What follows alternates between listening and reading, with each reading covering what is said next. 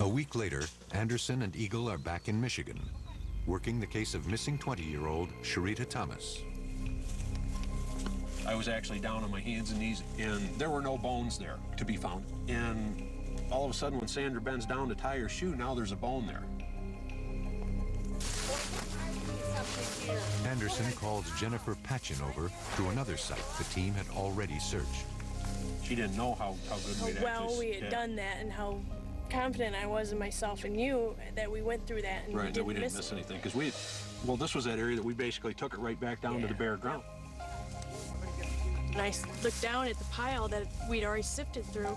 She said right there that there was probably what I described as 2 quarter-size pieces of material.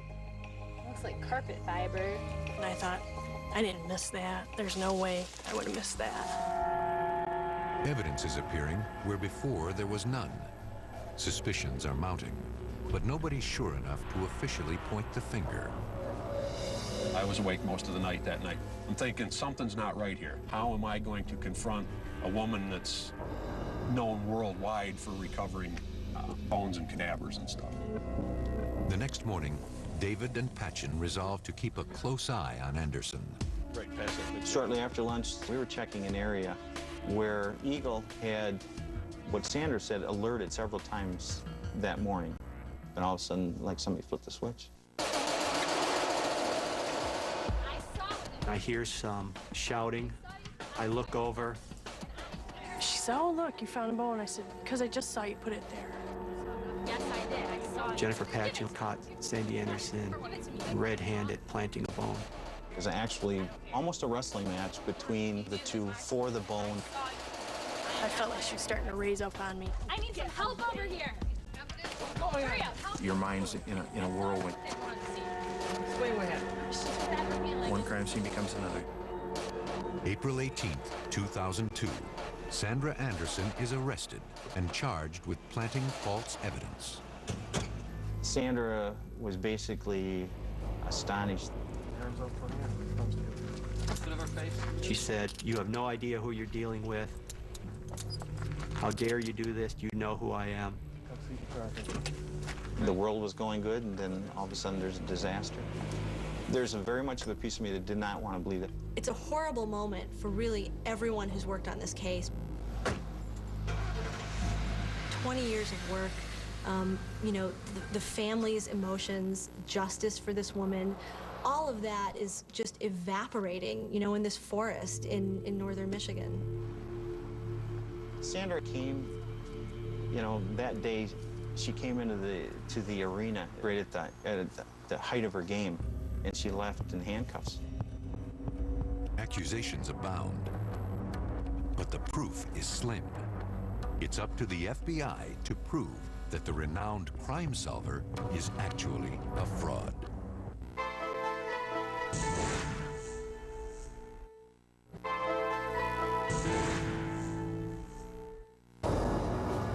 Years ago, Michigan's Sandra Anderson and her acclaimed canine Eagle found a small hand bone. It's now part of a federal investigation. A state police investigator saw Sandra Anderson plant a human bone at a crime scene. Now she's charged with planting human remains during searches for missing people in Michigan and Ohio.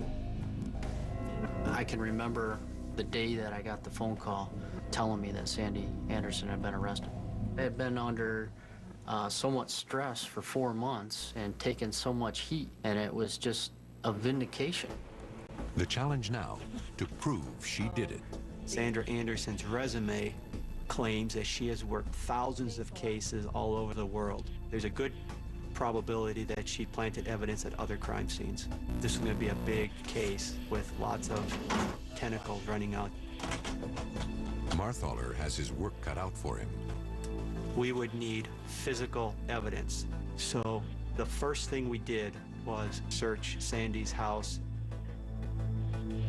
I've been on many search warrants in many bad parts of cities.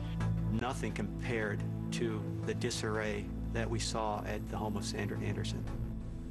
I remember one of the lab techs coming out, gasping for breath, saying, "It's bad." She had 7 dogs in such poor condition that the Humane Society had to come in and ultimately put down 2 of those dogs. We had found various pieces of evidence, bones, human bones. Bones in a drawer, or bones buried under clothing. Where'd she get these bones? That's the question that I've been asked over and over and over again. Where did they come from? Cadaver dog handlers have access to training materials through various sources. It may be a mortician, maybe a medical examiner. I guess she had a very good network. It's now up to the FBI lab to make sense of the evidence. There were several thousand bones.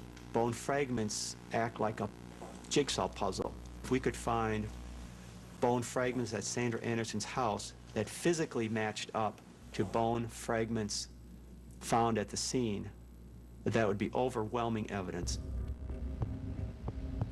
But Anderson isn't going down without a fight. She's got a lot of friends in law enforcement, and she can count on them for support. The day after her arrest, out on bail, she contacts detectives from an old case. But they're suspicious and decide to tape the conversation. The last 2 days I went up out of the goodness of my heart to do a search, and because things aren't matching up, they're pulling me from the case because they think that I'll start crying if I even say it. They think I actually planted evidence. I think she was, at that time, panicking. I'm not going to deal with this. I have a 20-year impeccable career. While suspicion grows, Anderson's supporters rally, including families of the victims she and Eagle tried to find. I'd have her back in a heartbeat. All this controversy came up and she hasn't come back, and that's the only reason I feel betrayed. Like many, they continue to believe in Anderson because she represents hope, even if she did plant the bone. These were people who said that she was being framed by either law enforcement or other handlers who were just jealous of her success. Sandy had a lot of supporters in the cadaver dog community that stuck with her because they believed that the law enforcement had it out for Sandy.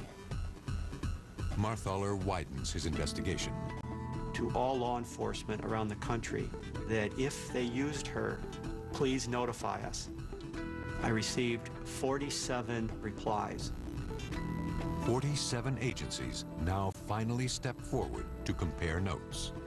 The big thing that the FBI wanted to find out is whether there's anybody in jail based on evidence that Sandra Anderson found. There may be evidence now inadmissible. There may be verdicts that could be overturned. Dave Marthaler needs to know just how much damage did Anderson do.